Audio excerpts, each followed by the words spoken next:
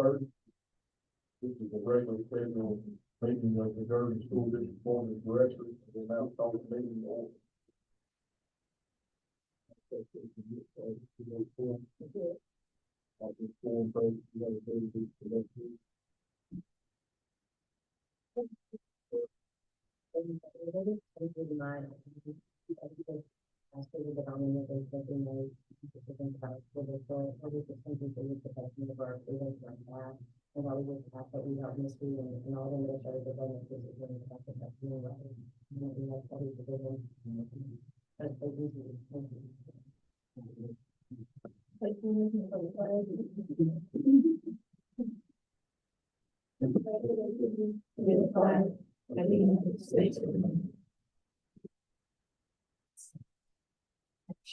Under God, indivisible, liberty and justice.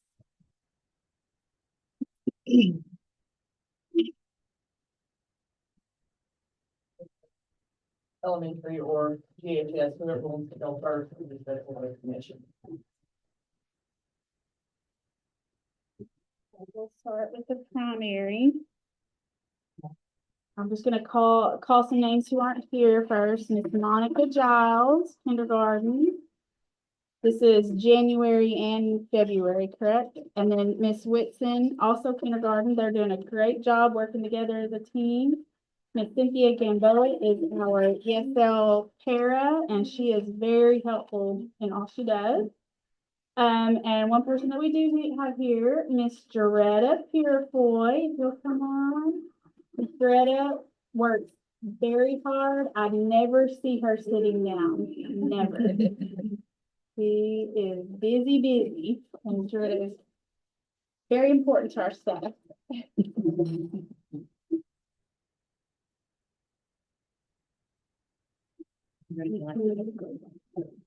For our students at the primary, we have two very special young ladies. Our first one is Caitlin Robinson.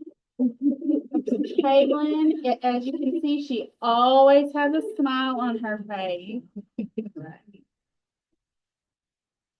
I never see her in the office.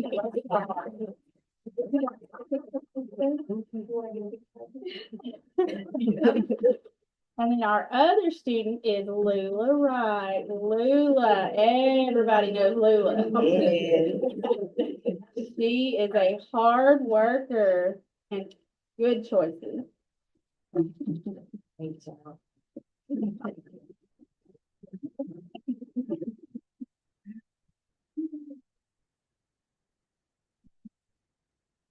Okay, so we do have several that are not here, but our student who is here is Santos Salas. Santos, you can see me? Santos is in the 3rd grade this year. Santos was nominated for being so well-mannered and getting along with everybody. You want to hold it for your picture? Right there by the smile. Good job, buddy. Great work. He's very well behaved, and he shows us something new every day. The other day he was doing the Russian alphabet for me and knew all the names and he's writing them all perfectly. So another student of the month that we want to recognize is Nate Lacey, who is also in 3rd grade, and his sister actually got it as well for 4th grade, Sharida Lacey. And we didn't plan that. It was just a coincidence. So congratulations to them. We're proud to have them. They've worked and grown a lot in the last few years. Our teacher of the month for January was Mr. Larry Boggs. Mr. Boggs retired at the end of January, and he was recognized by staff and students. So we wanted to make sure we honored him. He's put in a lot of work for us over the years, and we've been blessed with him. And for this month, it was Mary Ellen McMahon, who is a special ed teacher for 3rd through 5th grade at the elementary campus. She wears many hats, and she's always looking for solutions, so I appreciate her dedication.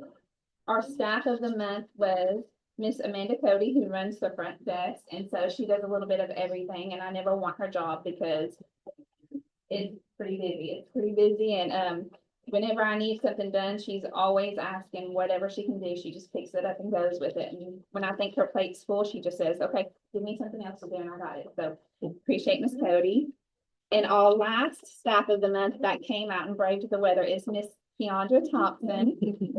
Come on up here. Miss Keandra is an alumni from Gurdon, and she has babies in our district, and she is a special ed para for 3rd through 6th grade. Wears a different hat every day almost.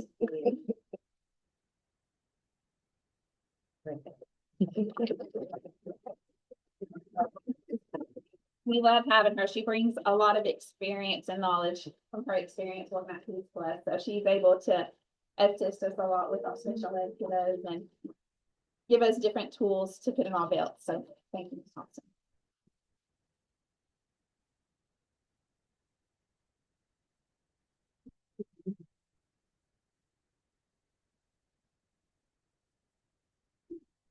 High school has been very busy this semester. Spring semester is super busy for us. We have our January and February, can winners. First, we have Miss Renee Davis, and she's here with us tonight. She is our superhero, does everything we ask, whenever we ask, and, fills in, and she's fabulous.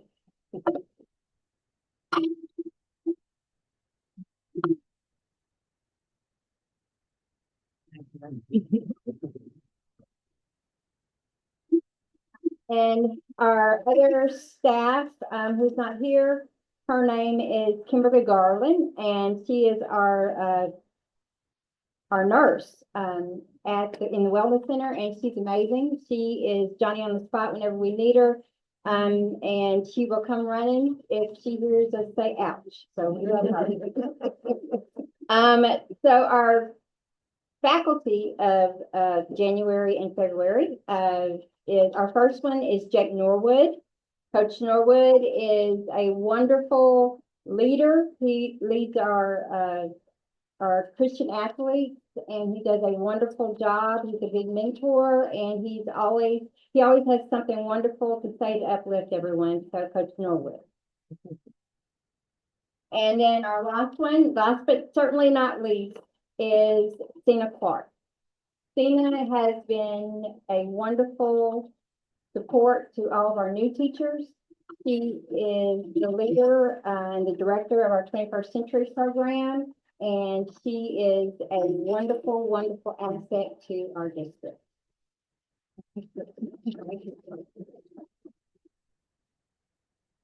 Ms. Clark, can you have performed in the state this year? Well, we had an external assessment, by someone from, who's contracted through the state with, ASU. And she came and watched our program for a couple of hours one day and took notes, and,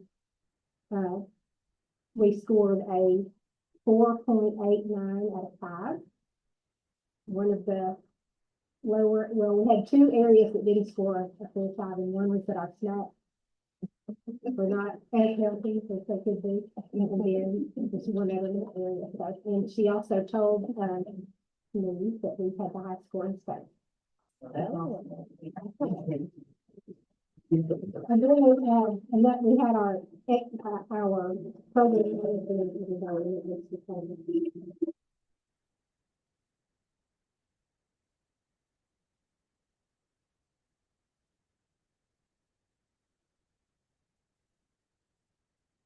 I would just be working, the safety.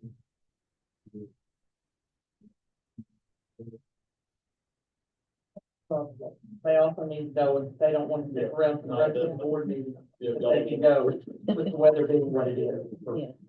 Thank you all for coming.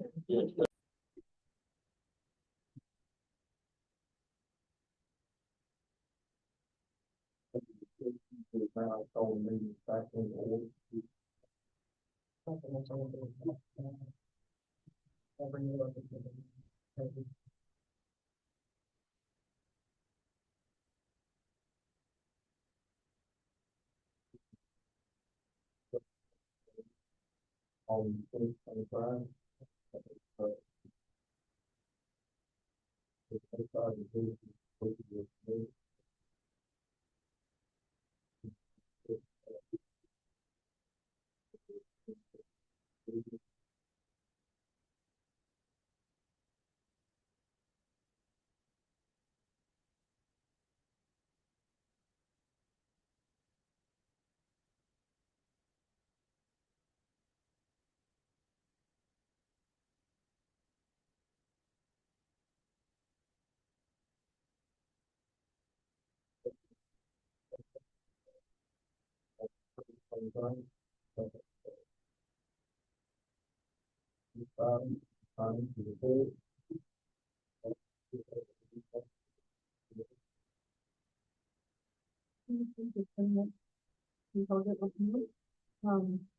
Like some of the broken record was still under legislative audit.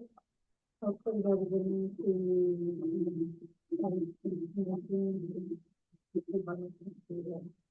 I'm not sure, but that would be my hope anyway.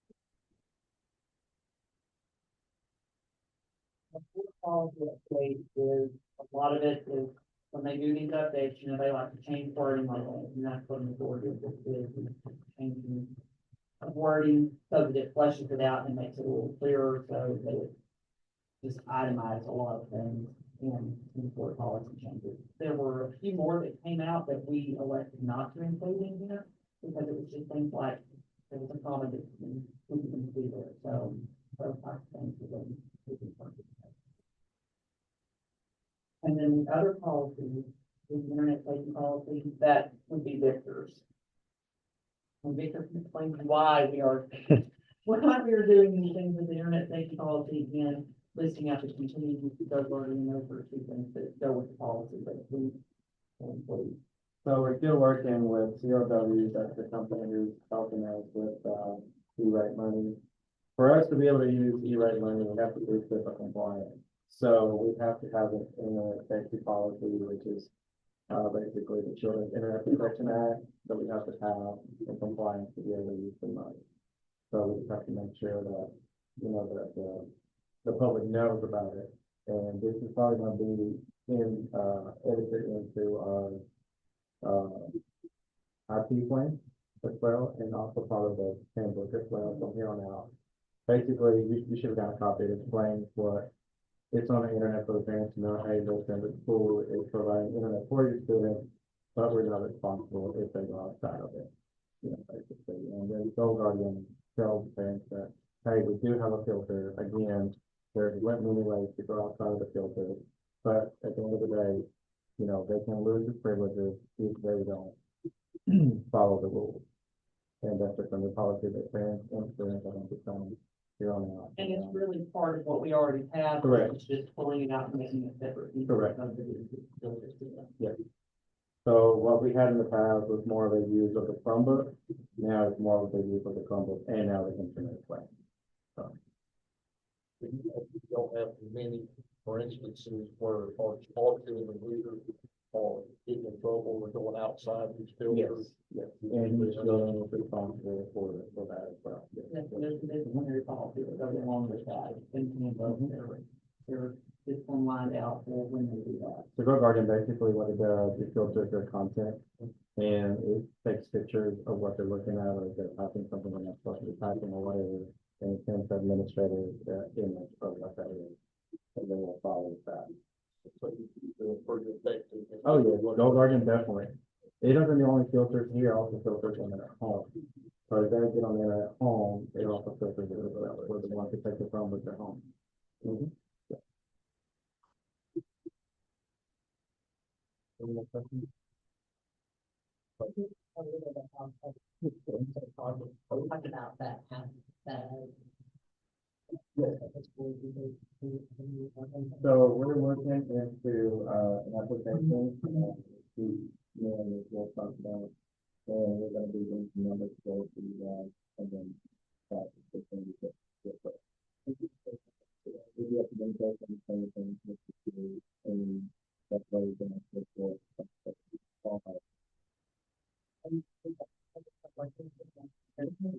Yeah.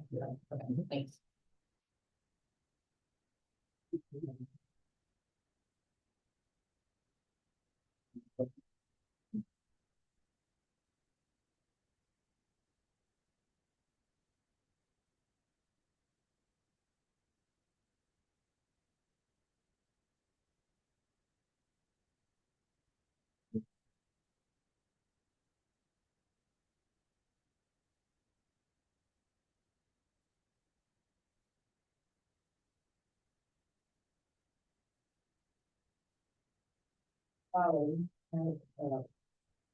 Some playground equipment that she was looking to purchase, and she did receive Pay Foundation funds to do that, so I probably need to explain to them what you applied for.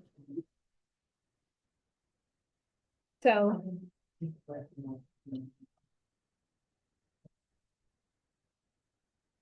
Might be a good idea, this is one of the visually recognized as continuing program. Do what now? Want them to officially recognize that we Yeah. continue to be a guardian. I know we, continue to use the Bill Guardian for the district and content. All those that make it now, on the same time, I think that. And yeah, Ms. Riley, you can talk about. So one of the things that we wanted to add to our playground at the elementary, because at the grade level now that it serves the 3-6 was swings. And so, got a quote and it was about 23,000 and somewhat. So we, wrote the K Foundation to see if they would be interested in funding that project, which they did really quick. So we're really grateful, but they gave us a check for $24,000 for the swings for the elementary playground. So when I contacted the company who gave us the quote and had come out and measured and everything, they were like, well, the prices went up in January. And so they gave me a new quote and it's about 1,600 and a little bit of change over. But that's what I would like for the board to approve tonight, is that we pay for the swings, and 24,000 of it is coming from K Foundation. And then the remainder is coming out from the district budget. It's about 10 swings, and they've already measured once, and they'll come out and measure again before they put the order in to make sure it's good. It's gonna be right there along the fence line, close to the fence line, beside the band hall. And it's gonna have the trim and the mulch and a ramp. So make sure it's all ADA compliant.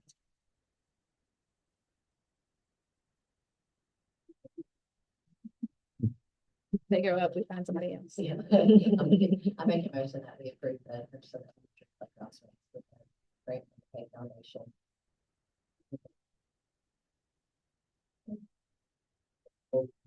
Also, the motion for that, all the things, 25. Yeah, motion passed.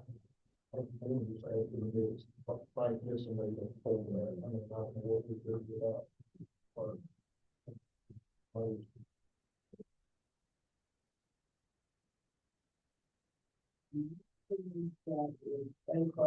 National competition, Ms. Russell is here to tell you all about it, and she submitted a proposal for you all to look over, so she can explain what she has and the wonderful kids that have earned this honor and why she wants to get them there.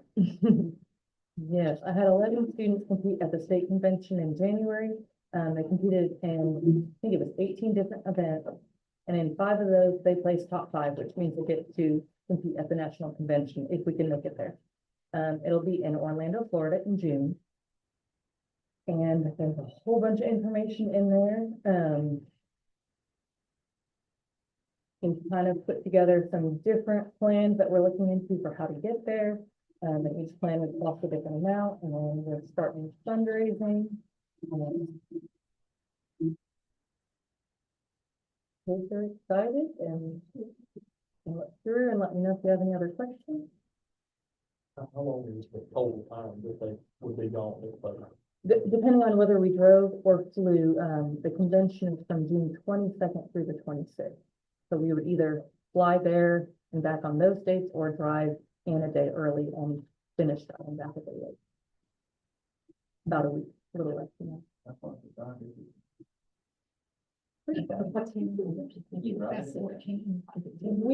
We would split it. It's about into 2 days. 14 hours. We would stop after that. Last time I moved.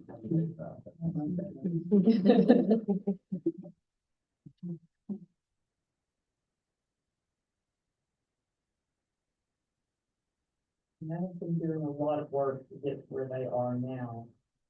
And this particular group is pretty excited about that one. So, and they're a pretty driven group of kids too, and when they put their mind to doing something, they tend to get it done.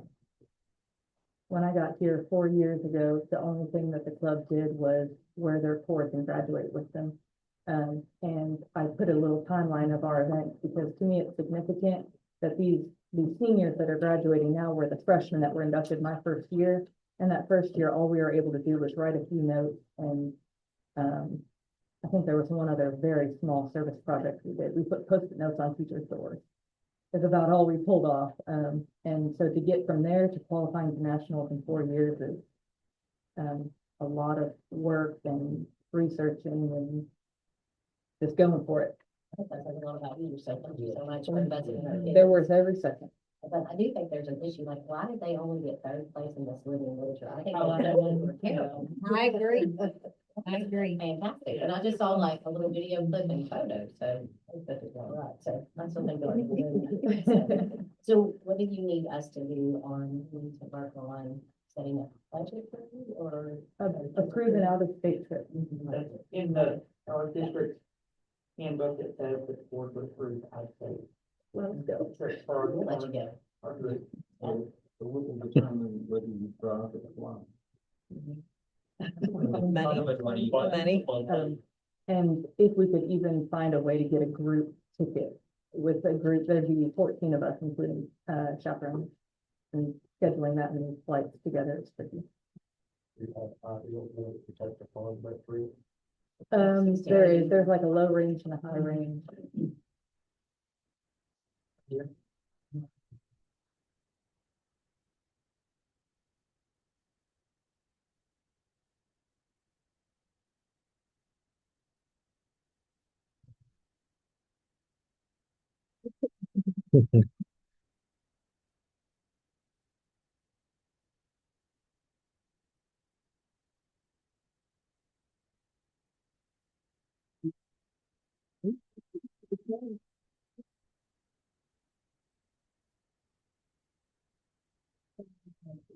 Salary schedule.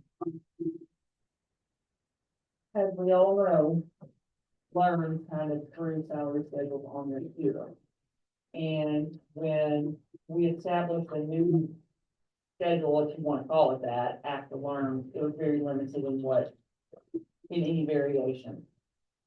For our teachers with bachelor's degrees and all of the experience we had on our schedule, there was no difference in pay. Masters get bumped up a few there at the end. PPC has worked on this and Rhonda has worked on this because we want to make sure that we can be competitive, even if it's just a little bit, until we figure out where we can go and exactly what we can do with salaries. So PPC came up with some ideas of what they would like to see, and this is really a modest salary schedule, if I'm being honest. Because you look at other parts of the state that we can't compete with, and they didn't have to do a lot to their salary schedule when Learns happened. They just chopped off the bottom, anything under 50,000 and went from there. We had to do a little bit more with ours, and we know our numbers are dropping, and with numbers dropping, that makes it harder to make those changes to the salary. So this is the schedule that PPC came up with, and like I said, I have Rhonda double check it because we don't do anything without making sure that it's something that we can sustain. And I think that's at the heart of our issue with salary schedules. We would like to do a lot of things with them, but we have to make sure it is something that is sustainable for us And since we don't know what our numbers are going to look like down the road, and we don't know what our funding is going to look like down the road, if we don't know if the funding formula is going to change, that's something else that's out there. This is something that we feel like we can do, and we want to make sure that we are rewarding our teachers for staying in our district and for doing their job. So this is what PPC came up with. And Ms. Sparks is here from PPC.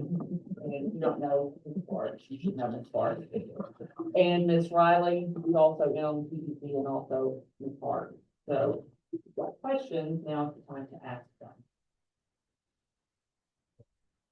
If y'all have any, I mean, is this comparable to some of our other local districts as far as kind of where we're at? Other districts are also, that are our size, are struggling with the same thing, and so we did look at some of the other salary schedules, you know, to kind of see where we fell, and we're pretty much in the same, all in the same boat. With the Yes. adjustments that y'all did? Yes.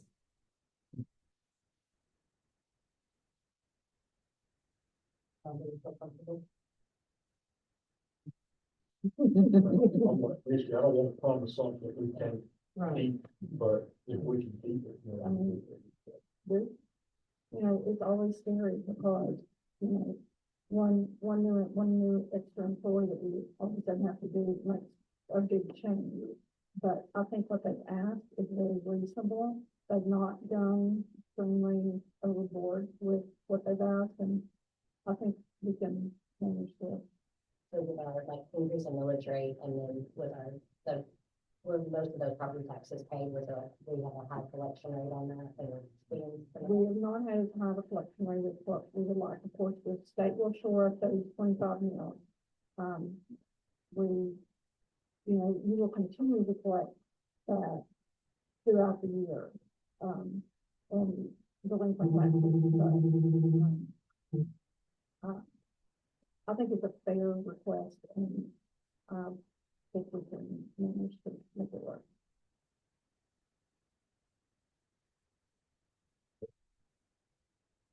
We can always, do it better,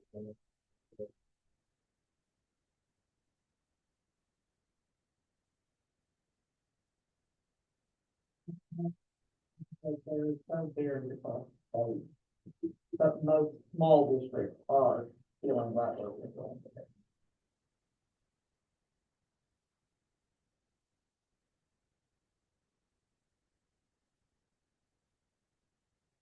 And I could go back, like, even at the end of the year, I do get bonus, like a bonus structure that is not set in stone, but I do look at what our numbers are. I'm very much averse looking at that. You know, like a one-time bonus thing that we're not committed to, if like the numbers come in higher at like property taxes. Married, you know, hold somebody, so, you know, if we can, And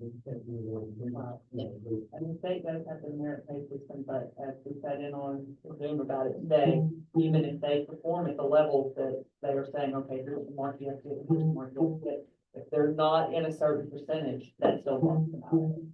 So that's still not guaranteed. So if we could come up with our own system, that it would be good for morale, I know.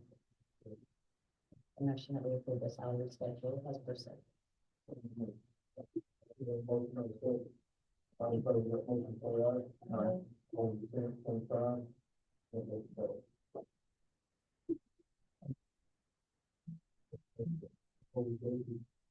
Rhonda can tell you about.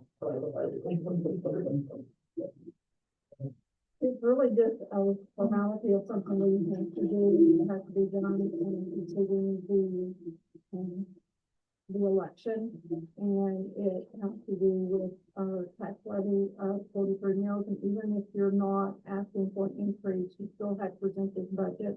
It's for 26, 27, and actually, Jason with Stevens sent us this budget, and so, it's really just a legal formality that we have to pass, and you know, we have to publish it so many days prior to the election.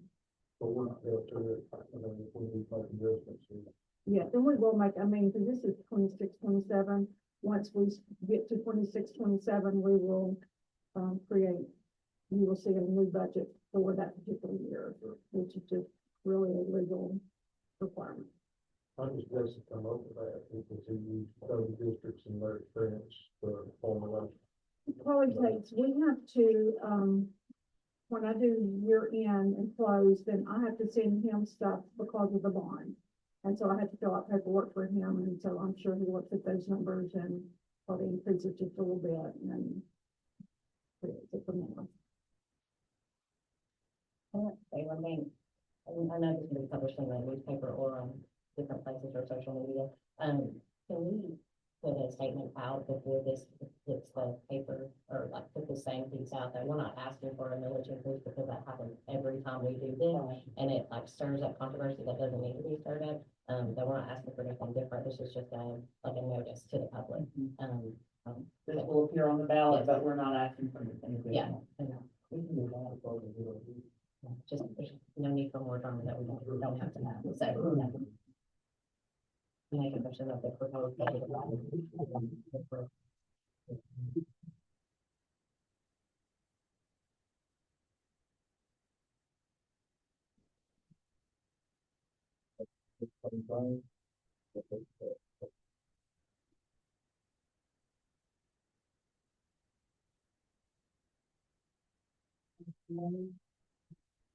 Two students, but one family is board member.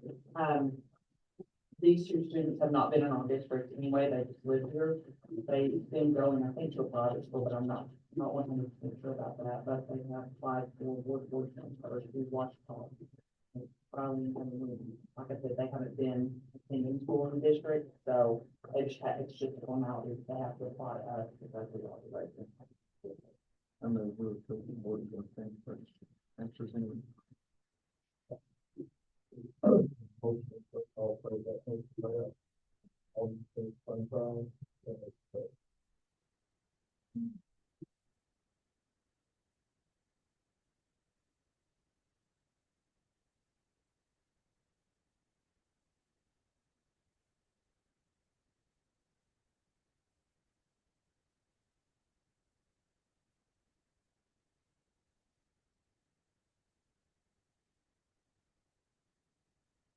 There was like a committee put together, Coach Jackson in part, several people, so.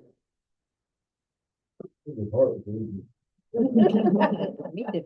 I'm glad you're here to support. And go. What we, got together to discuss homecoming.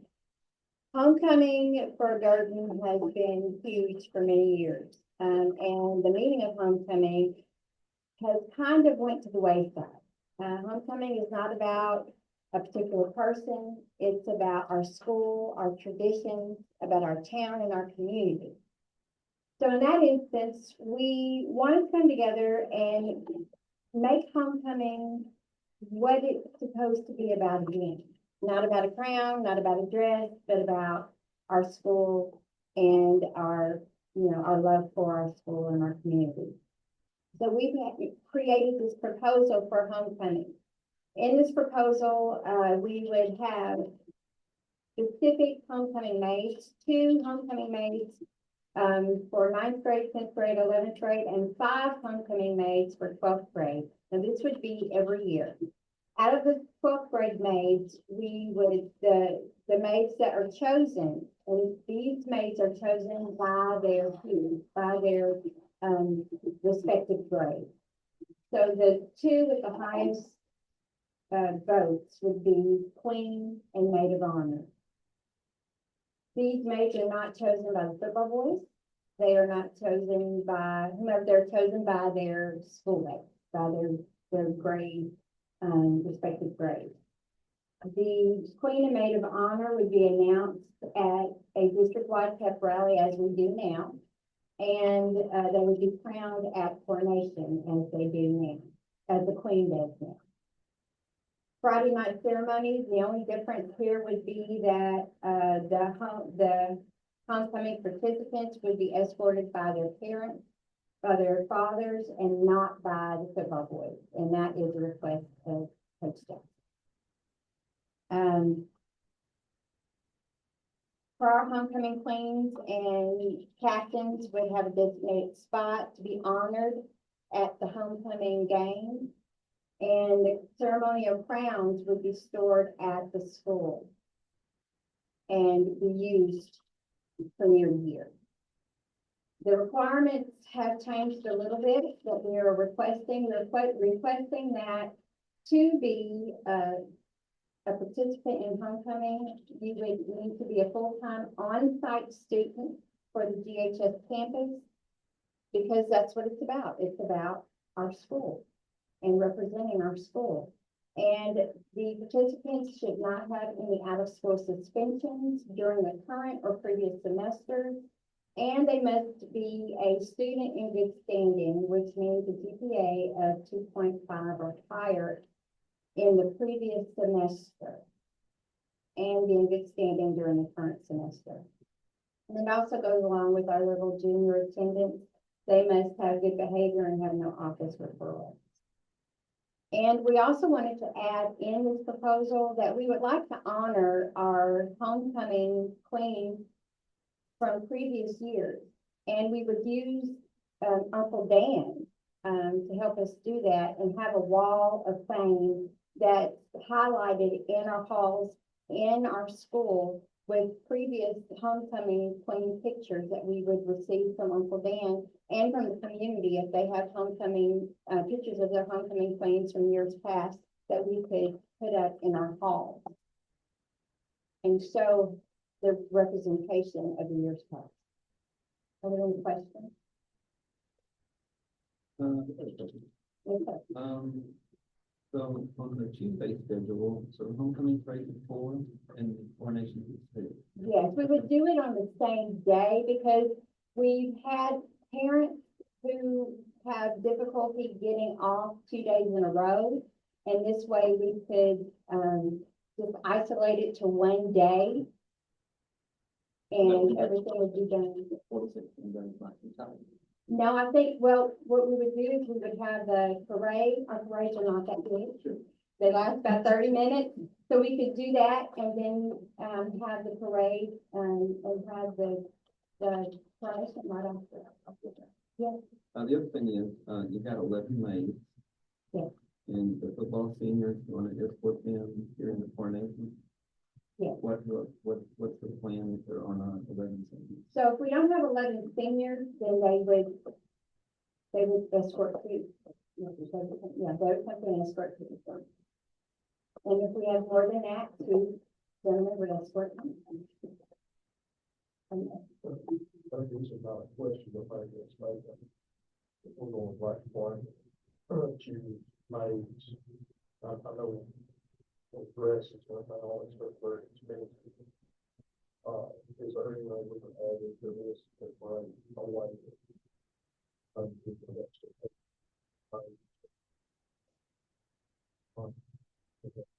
think for a child to be put on the spot, they've been chosen. Then they can participate because they can afford that. I think it's a wonderful idea. We have a closed closet, our wellness center, they do a closed closet, but we also have, Forever Young, I think in our Philadelphia, that we could get a partnership with. I know several churches in our community that would probably do, my church.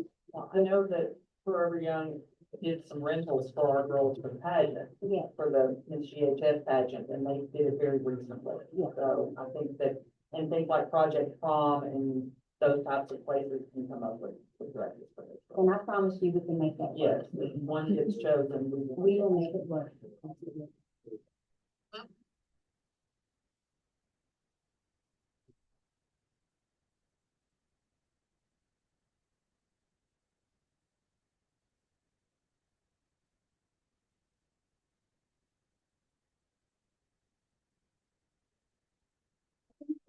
I think there's a lot of pressure on our students off of having to come this year, because I've had that question.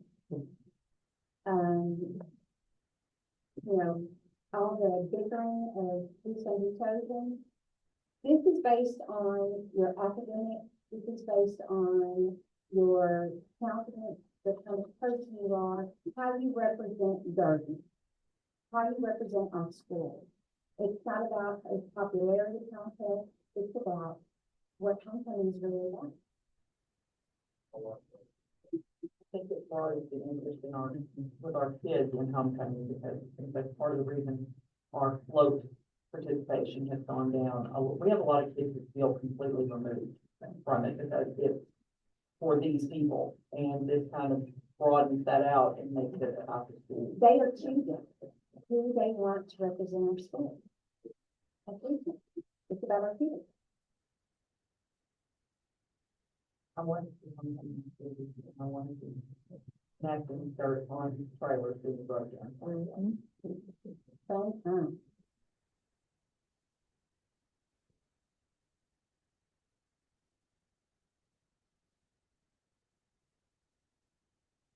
The photo from 1948 is unavailable, will a name plaque be placed in that person's honor? we could definitely do that, yes. That would be a great idea. Yeah, there's gonna be a lot of pictures down. Well, I mean, That's not gonna say it's not drawing. everybody will have a picture. And we can put a message out and on social media asking for pictures of past homecoming queens. Those that don't have them, we can have like a plaque and take their name. You know, just add it. We've got a lot, we've got a long hallway. So, top of those lockers where the senior pictures used to hang, that blank, so. We've got space. I mean, they don't have to be big. You know, they can be, you know, 8 by 10 or something, you know.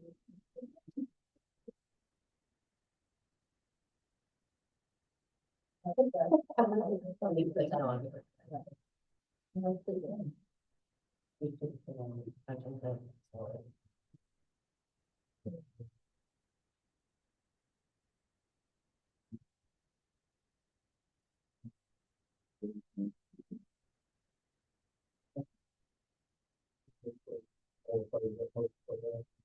On 10, 25.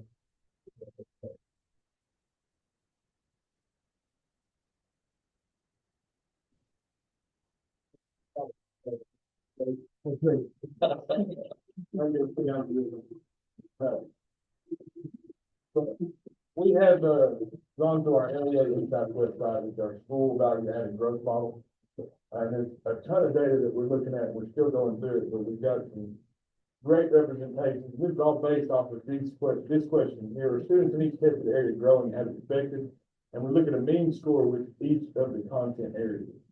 So we have a chart that's given to us, and then, of course, everything's displayed in numbers for you.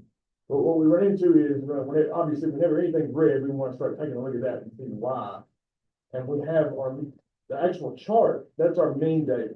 And the black brackets that's built into the chart, we want those to overlap. If those are overlapping, that shows us that the growth for each of our level 1, 2, 3, and 4 students is where it needs to be. It's actually on the right. So with our Algebra 1 students, we have our level 1, 2, 3, we didn't have any level 4s, and our level 1 students didn't show the growth they needed to show in comparison from the summative data to the first interim test, which we'll have new data after this week with our spring interim that started today for the high school. But this is what we want to look at. We want to look at those level 1 students to see why there wasn't enough growth. And the big piece to that, the common trend you'll see with each one of the content areas is we're going to be teaching grade level content for our students. It's going to be like that across the board. That's how we're going to get those level 1 students, either with a lot more growth or over that line to that level 2. So this is our Algebra 1 here. Here was our biology, and we had a big drop with our level 1 students, not as much growth, and it didn't meet that mean average of the level 2 students. So we're in the red for our level 1. So we've got to get that bracket, that mean average, we've got to get to start overlapping those level 2 students. Same thing would be with the level 3, but here, and you can see where that mean average on both of those, it does overlap, and that keeps us in the green on both level 2 and 3. For our ELA, big drop in our level 1s, it doesn't meet our level 2s, but then we start that level 3 and that level 4, we see a lot more numbers there and they're overlapping, so the mean average varies.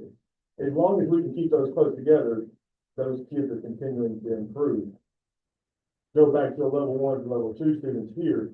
We have a lot of students that are level 2s, but we've got to get them closer to that level 3 line with the Atlas data. And they're on the move. We just have to, we don't want to be in the red. So we've got to get that mean bracket up more.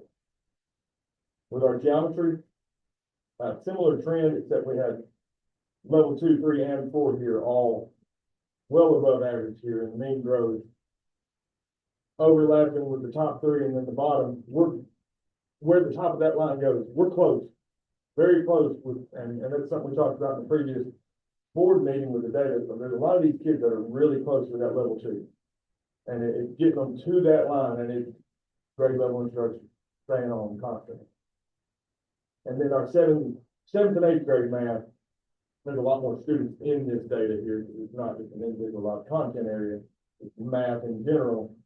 Level 1s, they're way down there. So we've got to get that mean average up, but then our level 2, 3, and 4, we're staying overlapping all the way across the board. So that means we're seeing growth with all those 2, 3, and 4 students. We just have to get those level 1 students caught up with. And then our science, again, this was 7th and 8th grade science here. Similar trend except for level 2s. They're close to being over the line, but not there yet. But we, again, it goes back to that, and we keep saying it. Grade level instruction, the use of the HCIM across the board, that's what's going to get those students over that line.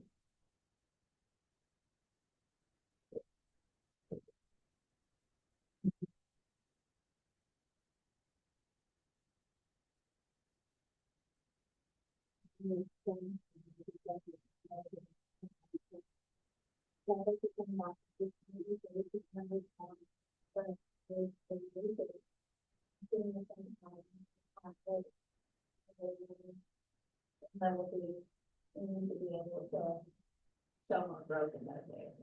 Level 3 and 4, but not significant growth, but that is where we want to see the most movement. This is 9, and it was showing the same thing. And then I'll ask them to find, we do see more growth for all of it. Not what we wanted, but in the right direction. Across the board, 3 through 10 who are taking the Atlas, those level 1 students, that's where we obviously need to see the most growth. Growing. And so you we know, need to grow them. Yes, 100%. And that's what we said we want to do. We want to decrease the number of level 1 students we have. And the data shows it here. We have a lot of level 1 students who need to see more growth, and we're going to stay with that. I got a question on this. I'm not educated at all. I rely on what little common sense the world gives me. But I do believe teaching on grade level is great. I think we do that. When I went to college, I had a professor that flopped every test, and he said, "I'm teaching on this level. I want you to retain on this level." Right. And he believed in that. But looking at these graphs, could you add a facet to teaching on grade level? Because I'm poor in math, always have been. That's where. And if I'm barely got my nose at the water on today, and you're gonna build on that tomorrow, I can see children just steadily, they're never gonna get it because they're lost yesterday. Right. So, and could you add something to help those? That's where our intervention comes in. Intervention with small groups that we're taking into class, our teachers are taking this Atlas data, and there's, we can go even further with this on the individualized piece of geometry and see, okay, well, we're struggling in this area, well, we can take that with these students, put them in a small group, and let's keep giving them this information at whatever level it needs to be given to them that they can retain, but that's what that RTI is for. Built in. That's also why we have the HQIM the way that we do, because it doesn't go, we're gonna go here, and then we go here, and then we go here, and then we go here. It goes back. It may go through 4 levels, but it's coming back to level 1. It's a cycle. It's going back through the information. It's not treating it as a standalone piece. We're never coming back to it. It does come back to that. And that intervention time is what is going to help support those kids to get to that grade level, but without being exposed to the grade level instruction every day, they're never gonna get there. And this is why the Enrichment Fridays are so important. These Fridays, if we have a student that is just not getting it, that 10-minute small group at the end of the class is not enough. This is why we have these Enrichment Fridays. This is why we have 21st Century. We have these licensed teachers that are willing to help these kids. We just got to get them here. And we're also working within the classroom by pulling small groups. How our HQIM works is it doesn't do this is what we're teaching now, this is what we're teaching tomorrow. It brings it all together within a unit. So they're going to touch several pieces, and then by the end of that unit, it's going to bring it all together. So they're going to get introduced to all that grade level, all those standards there within that lesson, and then it's going to bring it together. So when you're bringing it together in the end, and they still, after practice and teaching, and they still don't have it, that's when we pull in those intervention groups. That's when we do our specialized pieces, when we're really trying to work with level 1 kids that aren't growing, things like that. That's why that HQIM is so important, because it's not like how we used to teach. It really takes a look at it as a whole, and it knows at the very beginning, this is what we want every kid to know by the end of this unit. And so if we follow that, then it will bring them all back together. And again, it's got to be that grade level material. We're doing an injustice to our kids if we're not teaching them all of them at grade level. So in time, when you continue to use that material, that proven material, research-based, they're going to get there. So we've got to do it. We've got to use it. What does the teacher use mostly decide on intervention? The grades or test scores, or what, their own personal use of So- the child? A lot of pieces, I mean, it depends on what their timing is. Some will just pull from the interim or classroom quizzes, but as they're going through their lessons, they should be able to walk around and observe and see where a child is struggling and where they're not. That's just part of teaching. You know, they might do a little checkoff system, they may do a warm up, a cool down, and it may be 5 questions, and then they take those 5 questions, and they should be already observing, and Ms. Sparks is here, Ms. Russell's here, they can jump in too. They should be able to see that and make notes of where their kids are struggling.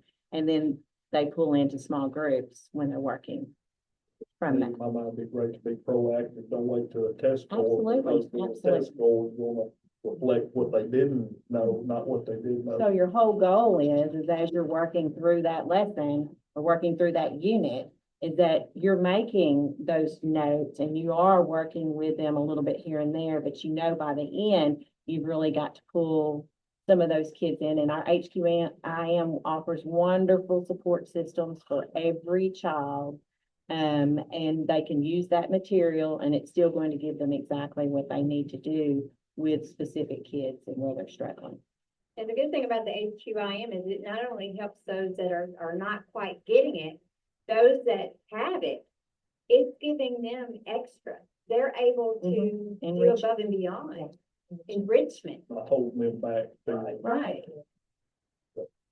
I wanted to add too that, our special education teachers are available to come into the classroom during certain times of class. And they can help with the kids that really have a reason that they struggle as much as they do. And then they can give us hints and tips to work with those students, along with working with them also outside of class for a few minutes a day. So they're kind of getting a double portion to get them caught up. And the good thing about that is that those special ed teachers or the paras that are in there are not just there for those kids. They're there for all kids. So if we have a child that doesn't get special ed services, that is maybe struggling with something, that teacher is there to help them as well. And that's why we're going to inclusion. I mean, that's why we should be practicing inclusion by 2026 in all grades, I believe that is, and we're already doing that in a lot of our grades in this district. We've gradually been bringing in more with that.